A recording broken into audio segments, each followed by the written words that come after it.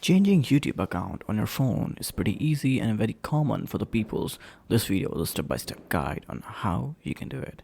First, you need to open the YouTube app. Open your YouTube app on your device. It could be iPhone, Android, does not matter.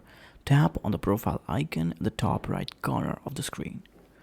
In the menu, tap on your channel or switch account, depend on your current screen. This will display a list of accounts you have added to your devices. Choose the account that you want to switch from to the list. If you don't see the desired account, tap on the add account to follow the prompt and sign in. Go to the phone setting, find account, add account, select Google account, enter the password and just available it. Once you add, you will be able to select this account in YouTube. So this was a step-by-step guide on how you can add your favorite account on the YouTube.